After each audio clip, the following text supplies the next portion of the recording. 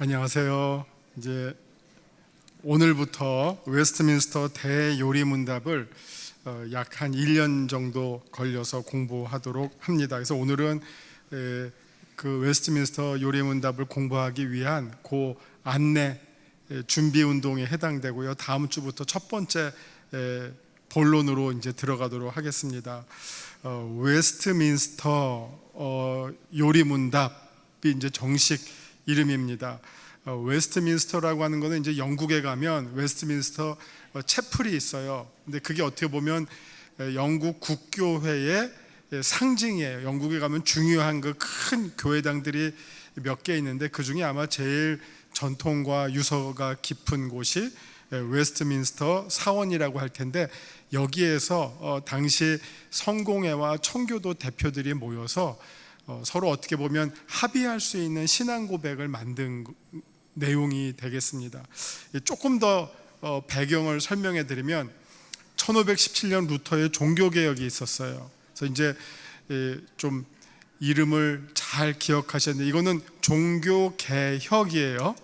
종교개혁을 통해서 크게 두 개의 교회가 생겨납니다. 하나는 루터교회가 생겨나고요, 루터교.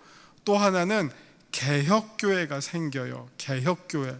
루터교는 독일을 중심으로 종교개혁이 이제 진행이 될 때 루터교회가 생긴 거고요. 개혁교회는 스위스를 중심으로 개혁교회가 종교개혁의 그 운동을 이어받아서 스위스에서 일어난 종교개혁을 우리가 개혁교회라 그래요. 그러니까 이 개혁교회는 왜 중요하냐면, 우리는 지금 장로교인이잖아요. 장로교의 뿌리는 개혁교회예요. 왜냐? 이제 이 개혁교회에서 종교개혁이 진행이 될 때 스위스에서 유학을 했던, 공부했던 스코틀랜드 사람이 있었어요. 제네바에서 유학을 했던, 제네바에서 유학하면서 칼빈의 그 종교개혁을 잘 받아들였던 영국 스코틀랜드 사람이 있었는데, 그 사람이 존 녹스예요. 녹스. 그래서 그 존 녹스가 제네바에서 이 종교개혁, 칼빈의 종교개혁을 잘 배워서 스코틀랜드에 가서 종교개혁을 이어갔는데, 그게 바로 장로교회예요. 우리 장로교회가 어떻게 시작됐는지 아시겠죠? 루터의 종교개혁으로부터 시작해서 그걸 이어받은 칼빈의 스위스 제네바에서의 종교개혁, 그리고 이 제네바에서 유학 왔던 영국 스코틀랜드 사람 존 넉스가 와서 배워서 스코틀랜드에 가서 그 종교개혁을 이어간 게 장로교가 됐고요. 또 이게 뭐가 됐느냐? 청교도가 됐어요. 청교도. 근데 청교도가 영국에서 그 녹스가 가서 종교개혁을 일으킬 때 스코틀랜드 중심으로 청교도가 시작됐는데, 좀 복잡하죠? 당시 영국에는 이미 로마 카톨릭과 다른 영국 성공회가 시작됐어요. 영국 국교회라고도 하는 영국의 성공회가 이미 1534년에 시작됐어요. 이게 이 얘기까지 해드리면 너무 복잡하실 것 같은데, 당시 영국의 왕이 헨리 8세인데 로마 카톨릭은 이혼을 허락하지를 않아요. 지금도 법적으로. 근데 헨리 8세는 왕이 되려고 어쩔 수 없이 정략 17살 때 자기보다 더 사랑도 하지 않는 나이 많은 스페인의 그 공주랑 결혼을 했는데, 이게 불만이었어요. 그래서 그 여자를 버리고 앤 블론이라고 하는 젊고 예쁜 자기 시녀였던 여자랑 결혼을 해야 되는데, 이건 맨날 영화에도 많이 나오잖아요. 그래서 헨리 8세가 이렇게 하고 싶은데 로마 교황청이 이혼을 허락해 주지 않으니까, 그러면 로마 교황청 나 반대야 해서 로마 카톨릭을 버리고 영국의 교회를 따로 만들었는데, 그게 영국의 국교회 성공회라고 하는 거예요.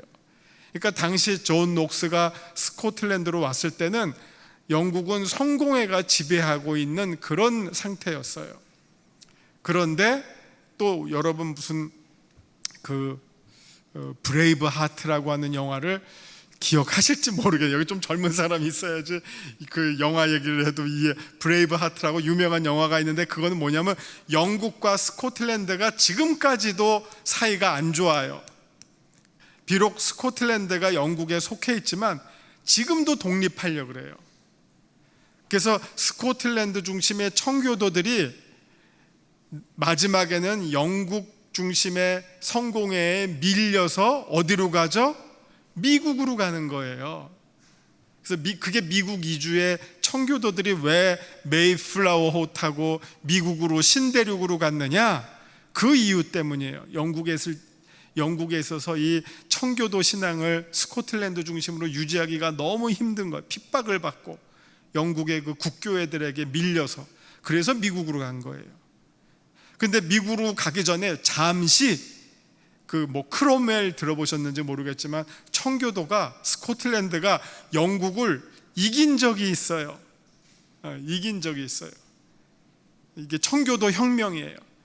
그래서 이때 청교도 중심으로 다 영국 청교도와 국교회 사람들 다 모여서 우리가 다 하나가 될 수 있는 신앙 고백을 만들자. 그래서 나온 게 웨스트민스터 신앙 고백이고 웨스트민스터 요리문답이에요. 제가 일단 웨스트민스터 요리문답을 공부하게 되니까 그 배경을 쭉 한번 종교개혁 때부터 한번 설명해 드렸는데 복잡하죠. 쉽지 않으실 거예요. 그냥 그런 게 있는가 보다, 영국에서 있는가 보다. 그리고 이게 그렇게 해서 청교도고 장로교의 뿌리가 되는 신앙 고백이다. 요것만 기억하시면 돼요. 그걸 이제 우리가 공부하려고 합니다. 자, 우리 여기 유인물 보시면 1번을 한번 볼게요. 교회와 신앙 고백. 자, 지금 우리가 다 영색교회 교인들이에요. 영색교회는 근데 무슨 교회입니까? 장로교회예요. 그런데 저기 옆에 큰 교회 있죠? 금란교회. 금란교회는 무슨 교회죠? 감리교회예요. 왜 우리는 장로교고 왜 저기는 감리교일까요? 왜 우리는 장로교고 왜 저쪽은 감리교일까요? 그냥 집 가까워서 그쪽 다니다 보니까 감리교인이 되고, 여기 부모님이 다니다 보니까 나도 다녀서 영색교인 됐고 장로교인 됐고, 대개는 그렇지만 이거를 우리가 교리적으로 따진다면 장로교회는 장로교회 신앙 고백을 따르는 사람들이고, 감리교회는 감리교회 교리 장전을 따르는 사람들이에요. 전 장로님 옛날에는 처녀 때는 감리교회 다니셨어요? 예? 장로교?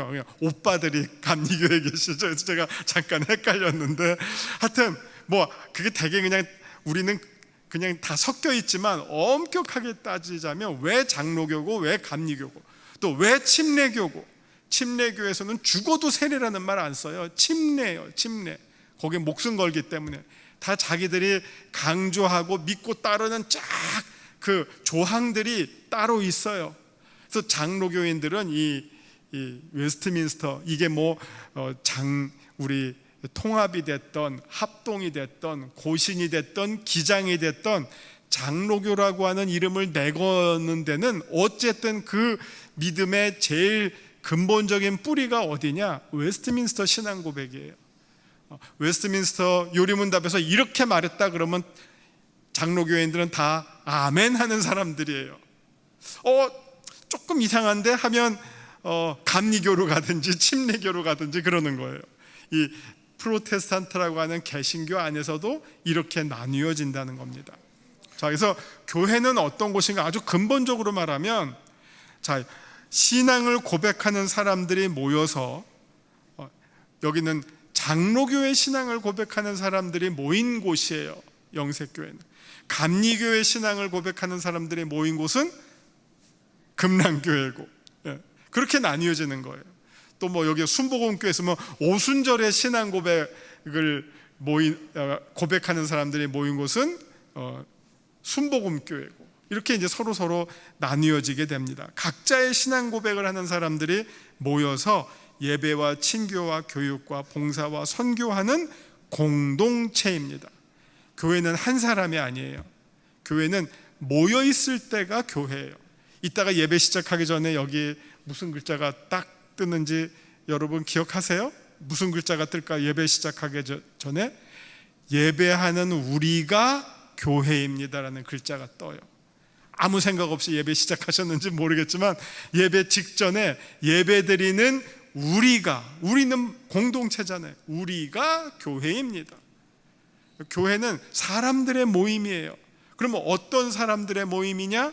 예배와 친교와 교육과 봉사와 선교하기 위해서 모인 사람들의 모임이에요. 근데 이거를 다른 말로 말하면 이렇게도 말할 수 있어요. 더 근본적으로 하나님께서 자신의 자녀들을 세상에서 그리스도의 증인의 삶을 살도록 부르신 공동체, 그리스도 사도행전 1장 8절 아시죠? 땅끝까지 이르러 내 증인이 되리라. 그러면 그 증인이 되는 모습이 무엇이냐? 예배와 친교와 교육과 봉사와 선교, 이게 다 그리스도의 증인의 삶을 살아가는 모습을 구체적으로 말하면, 그러면 증인들은 어떻게 사느냐? 예배드리는 삶을 살고요, 서로 성도들끼리 교제하는 삶을 살고요, 또 말씀을 듣고 배워야지 또 우리가 계속 우리의 신앙을 이어나가죠. 교육을 받고요, 또 교육을 하기도 하고요, 또 봉사도 하죠. 우리 뭐 조이랜드 이런 거 다 봉사잖아요. 지역사회를 섬기는 봉사, 또 하나님의 말씀을 전하잖아요. 선교하잖아요. 이게 다 그리스도의 증인의 삶을 사는 모습이에요. 이것을 위해서 하나님께서 이것을 하도록 부르신 사람들의 모임이 교회예요. 하나님이 불러주셨는데 안 와, 그러면 교인이 아니에요. 그러니까 교회가 되려면 하나님의 부르심, 뭐 우리 어렸을 때 뭐 할 사람이 이리 모여라 하는 거 있었잖아요. 이리 모여라 하면 누구는 오고 누구는 안 오잖아요. 오면 어떻게 돼? 하나의 무리가 형성이 되잖아요. 그런 것처럼 하나님의 그 부르심에, 하나님께서 부르셨는데 에이 안 갈래 뭐 하면 교인이 안 되는 거고, 제가 가 보겠습니다 하고 모이면 교인이 되고 교회가 되는 거예요. 하나님의 부르심과 그 부르심에 아멘하고 응답. 근데 이 응답이라고 하는 것은 와라 하니까 예 했지만, 이거를 신학적으로 말하면 예 할 때 무엇이 동반이 됩니까? 우리의 하나님의 부르심에 대한 우리의 응답에는 우리의 신앙이 고백이 되는 거죠. 예라고 하는 말은 무엇입니까? 주님이 부르실 때 제가 믿겠습니다. 제가 따르겠습니다. 제가 주님의 명령대로 실천하겠습니다. 순종하겠습니다. 이런 어떤 긍정적인 우리의 반응이 동반되잖아요. 그거를 뭐라고 말하느냐? 신앙 고백하는 사람들의 모임이에요. 부르실 때 예했다고 하는 것은 그 예는 무엇을 말하느냐? 우리의 신앙이 그 부르심에 아멘 하고 고백이 되는 거예요. 베드로가 뭐라고 했습니까? 주는 그리스도시요 살아계신 하나님의 아들이십니다. 너의 이 믿음 위에 주님께서 뭐라고 하셨죠? 교회를 세운다고 하셨잖아요. 교회. 너희는 나를 누구라고 하느냐? 물으셨어요. 너희는 나를 누구라고 하느냐? 주는 그리스도시요 살아계신 하나님의 아들이십니다 라고 대답하는 사람들의 모임이 교회예요. 그래서 예수님께서 베드로의 그 신앙 고백 위에 너 위에 교회를 세운다 하는 말씀이 그 말씀이에요. 교회는 이 부르심에 신앙 고백으로 응답한 사람들의 모임이라고 하는 겁니다. 여기 오신 분들은 다 그런 신앙 고백을 믿는 사람들의 공동체라고 하는 겁니다. 자, 2번으로 갈게요. 예수님은 제자들에게 세상의 모든 사람들을 제자 삼고 말씀을 가르치고 세례를 주라고 명령하셨습니다. 마태복음 28장 19절 20절 이거 대명령이라고요. Great Commission이라고요. 큰 지상 최고의 명령. 예수님의 어떻게 보면 유언이죠. 유언. 그 유언이 뭐냐? 그러므로 너희는이에요. 그러므로 보세요. 너는이 아니에요. 너희는이에요. 여러분, 우리 기독교는요 혼자 산속에 들어가서 도 닦는 종교가 아니에요. 불교처럼 뭐 수련하는 종교 아니에요. 공동체의 종교예요. 무리들의 종교예요. 이게 대단히 중요해요. 그러므로 너희는 가서, 여러분 주기도문의 모든 주어가 뭡니까? 하늘에 계신 우리의 아버지입니다. 나의 아버지가 아니에요. 우리의 아버지입니다. 죄사함도 내 죄를 용서해 주세요가 아니에요. 어떻게 하죠? 우리의 죄를 용서해 주시고, 주님 저 밥 먹고 살게 해주세요가 아니에요. 우리에게 일용할 양식을 주옵시고. 언제나 우리예요. 함께의 종교예요. 우리는 혼자 잘나는 종교가 아니라, 그래서 아까 예배 드리는 공동체, 함께니까 친교하는 공동체예요. 친교는 뭐예요? 사귀는 거. 혼자서 사귀어요? 거울 보고? 그건 나르시즘이죠. 우리는 서로 사귀는 거예요. 서로 사귀는 사람들의 공동체가 교회예요. 수많은 모임들이 있잖아요, 교회 안에. 수많은 모임들. 무슨 일하는 모임, 친교하는 모임, 봉사하는 모임, 선교하는 모임, 배우는 모임, 다 모임들이에요. 우리는 너희는 가서 모든 민족을 제자로 삼고, 그 다음에 아버지와 아들과 성령의 이름으로 세례를 주고, 내가 너에게 분부한 모든 것을 가르쳐 지키게 하라. 이게 예수님의 우리 모두에게 주신 명령이에요. 그러니까 우리가 해야 할 일이 뭡니까? 제자를 삼고 세례를 주고 가르치고 지키게 하는 거예요. 자, 제자 삼고 세례를 주고 가르치고 지키게 하는 거에 첫 열매가 뭐냐? 이렇게 한 첫 열매가 뭐냐? 그게 세례고요. 세례를 주기 위해서 그 전에 뭐를 하느냐? 제자도 삼고 가르치고 지키게 하는 거예요. 세례를 줄 때 너 와, 세례 받아, 됐지? 이게 아니거든요. 세례를 주려면 그 전에 준비 작업이 있어요. 세례는 우리가 세례 받는 교인을 입교라 그러잖아요. 입교한다 그러잖아요. 기독교에 들어가는 거예요. 가입하는 거예요. 여러분 수많은 어떤 모임에 들어갈 때, 그 모임에 들어갈 때 이 모임이 어떤 모임인지를 알고 들어가셔야 되잖아요. 잘못 들어가면 어떻게 돼요? 사기당하고 이상한 데로 빠질 수도 있잖아요. 여기는 친교하는 데다라고 가봤더니 이단들 성경 공부하는 데야. 그런 경우 많잖아요. 자기를 막 감추고. 그 다음 이상한 나쁜 짓 하는 모임인데 처음에는 안 그런 척 하잖아요. 그러니까 어딘지를 잘 알고, 거기가 어딘지를 잘 알고 들어가야 될 거 아니에요. 마찬가지예요. 우리도 누구든지 이 기독교인이 되게끔 하기 위해서는 기독교가 무엇을 믿는지, 누구를 믿는지를 알아야지 될 거 아닙니까? 그 알려주는 게 무엇이냐? 그게 요리문답이에요. 그러니까 모든 기독교인이 시작하는 가장 첫 단계가 무엇이냐? 요리문답. 이게 왜 요리문답이냐?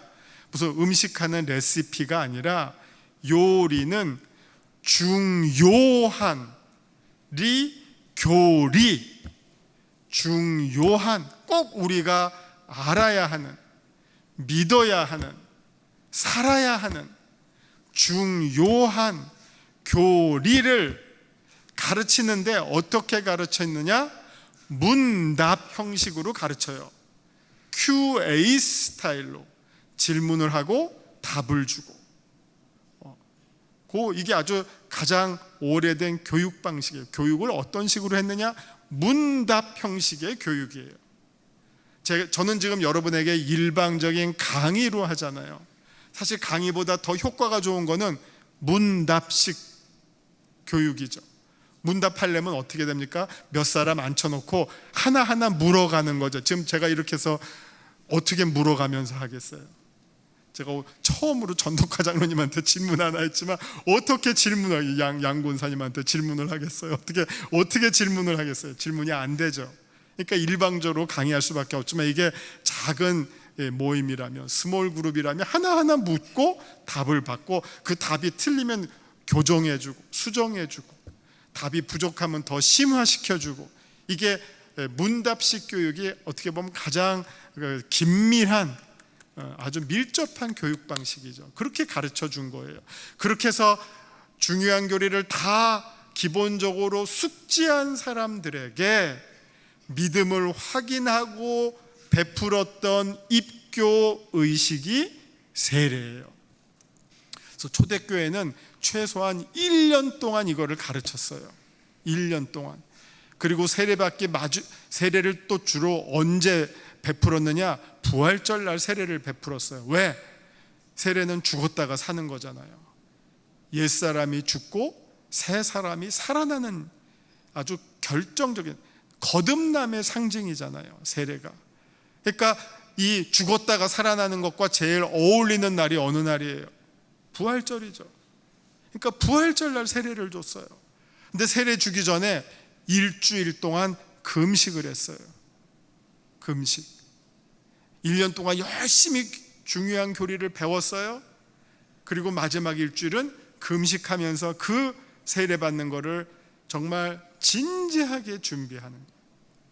그리고 부활절날 모든 성도들이 지켜보는 데서 흰 옷을 입고 물에 쭉 들어갔다 나오면서 세례를 받으면서 3번 성부와 성자와, 아까 마태복음 28장 19절에서 뭐라 해서 아버지와 아들과 성령의 이름으로 세례를 주라고 했잖아요.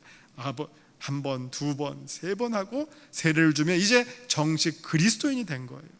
그 그리스도인이 되게 하기 위한 꼭 필요한 조건이 요리문답의 교육을 쭉 하고 내가 도대체 누구를 그리고 무엇을 믿는지 아는 사람에게 베풀었던 입교 의식이 세례였어요. 그래서 우리 기독교의 역사는 어떻게 보면 이 정식 교인은 세례교인이 정식 교인이에요. 우리 옛날에 학습교인이란 말 들어보셨죠? 근데 학습교인이 누군지를 아무도 몰라요. 그럼 학습교인이 무슨 말이냐? 바로 세례받기 전에 이 요리문답을 1년 동안 학습하고 있는 사람들, 그러니까 세례 예비자죠. 예비자들을 일컬어서 학습교인이라고 했어요. 근데 한국 교회가 이 요리문답 교육을 잘 열심히 안 하니까 학습교인이 누군지도 모르고 누가 학습교인이지? 왜? 아무도 공부를 안 하니까. 그래서 학습교인이 슬그머니 사라져 버렸어요. 우리는 지금 여기 다 세례 받으시고 또 중직도 경험하시고 수십 년 예수 믿으신 분들 다 계시지만 우리가 앞으로 1년 동안은 마치 세례를 준비하는 학습교인처럼 요리문답을 1년 동안 한번 열심히 공부해 보시는 겁니다. 그래서 과연 내가 지금까지 교회 다니면서 믿고 믿어왔던 것들이 잘 믿었는지 한번 점검해 보시고 다시 한번 재교육, 재확신하는 시간이 됐으면 좋겠습니다. 자, 그래서 우리가 1년 동안 요리문답을 공부할 계획입니다. 이렇게 해서 이제 세례를 받는데요. 이 사실은 한국에서 세례 받는 거는 그냥 뭐 받아도 말고 안 받아도 말고 별 변화가 없죠. 그런데 지금도 기독교가 박해받는 지역이 있고 소수 지역이 있어요. 이쪽에 사는 사람들에게 있어서 세례를 받는다고 하는 것은 큰 결단이에요. 심지어 기득권의 포기고 사회에서 그동안 누렸던 혜택을 단념해야만 하는 것들이 있어요. 지금도 그런 나라들이 어디에 있느냐? 중동에 있고 인도, 파키스탄 이런 데 있어요. 힌두교 지역들, 힌두교. 인도는 지금도 신분제도가 있어요. 신분제도. 근데 제일 높은 게 브라만이잖아요. 귀족 계급. 근데 브라만이 만약 예수를 믿어, 그러면 공적인 생활에서 그동안 브라만이 누렸던 혜택을 다 포기하는 거예요. 예수 믿는다는 것이 쉬운 일이 아니죠. 여러분, 그래도 예수 믿으시겠어요? 우리나라에서는 예수 믿어서 손해보는 일 없잖아요. 없잖아요. 그걸 각오하고 예수 믿어요. 여러분 중동 가면 다 무슬림인 것 같죠? 아니에요. 소수의 그리스도인들이 있어요. 예를 들어서 이집트에 가면 곱틱 기독교가 있고요, 이디오피아 기독교도 있어요, 시리아 기독교도 있어요. 곱틱, 시리아, 이디오피아 기독교, 이디오피아 넷이 아시잖아요. 우리 빌립이 전도해서. 그러니까 이쪽의 기독교의 역사는 우리를 보면 애숭이죠. 2000년의 역사예요. 무슬림 지역으로 바뀌었음에도 불구하고 엄청난 다수가 무슬림임에도 불구하고 기독교 신앙을 지켜오는 소수들이 있어요. 이 사람들 어떻게 믿음을 지켜오는지 보실래요? 저기 태진 형제 사진 좀 보여주세요. 자, 저게 제 팔이 아니라 제 옆에 있는 저기 이집트 사람의 팔뚝이에요. 손목 양쪽 보시면 문신이에요. 문신, 십자가 문신이에요. 저거 곱틱 크리스찬이거든요. 곱틱 크리스찬. 곱틱 크리스찬은 태어나면 부모가 자녀에게 유아 세례하고 저렇게 문신을 새겨줘요. 문신 지워지면 또 해주고, 여기도 하고 심지어는 여기도 해요. 네. 그런데 저 문신을 하면 문신 지워질까요? 안 지워질까요? 안 지워져요. 그러면 이게 좀 죄송한 말이지만 원하든 원치 않던 저 문신을 갖고 있는 사람은 나는 그리스도인입니다, 숨길 수가 없어요. 어떤 사회에서? 무슬림이 지배하는 사회에서. 그게 어렸을 때부터 그냥 믿음이 이어지는 거예요. 그럼 온갖 박해와 불이익을 견디면서 나는 그리스도인이야, 나는 그리스도인이야, 나는 그리스도인이야, 자기 신앙을 지켜가면서 수십 대의 기독교 신앙을 2000년 동안 이어오고 있는 크리스찬들이 있어요. 그거에 비하면 우리는 너무 예수를 쉽게 편하게 믿죠. 저래도 믿으실래요? 마치 일제시대 때 박해받으면서 그리스도 신앙 갖는 것과 마찬가지죠. 그런 그리스도인들이 있어요. 제가 그래서 너무 반가워서 사진을 같이 찍자고 해서 찍은 거예요. 너 이 팔뚝에 이게 뭐냐? 그러니까 자기 크리스찬이래요. 어디서 왔냐? 이집트래요. 나 이집트는 다 회교인 줄 알았는데 아니다. 7%가 거기 1억인데 약 한 10% 정도가 크리스찬이에요. 1000만 명의 그리스도인이 있어요. 박해받는 그리스도인. 저렇게 하고 살면서 여기도 하고 나는 크리스찬입니다. 그 사회 속에서 모든 피해를 무릅쓰고 하는 그리스도인들이 있어요. 그래서 여기까지 해야 되겠는데 시간이 다 갔는데요. 웨스트민스터 대요리 문답이 195개 항이라서 우리가 거의 매주 4개 항씩 공부해 나가도록 하겠습니다. 기도하시겠습니다. 주님, 이제 우리가 또 1년 동안 웨스트민스터 요리 문답을 공부합니다. 우리가 오랫동안 예수를 믿고 생활해 왔지만 다시 한번 이 기회를 통해서 바른 신앙, 또 바른 믿음에 대해서 다시 한번 배우고 고민하고 숙고하는 시간 되도록, 자기를 살피는 시간 되도록 하나님 선하게 인도하여 주시옵소서. 예수님 이름으로 기도합니다. 아멘.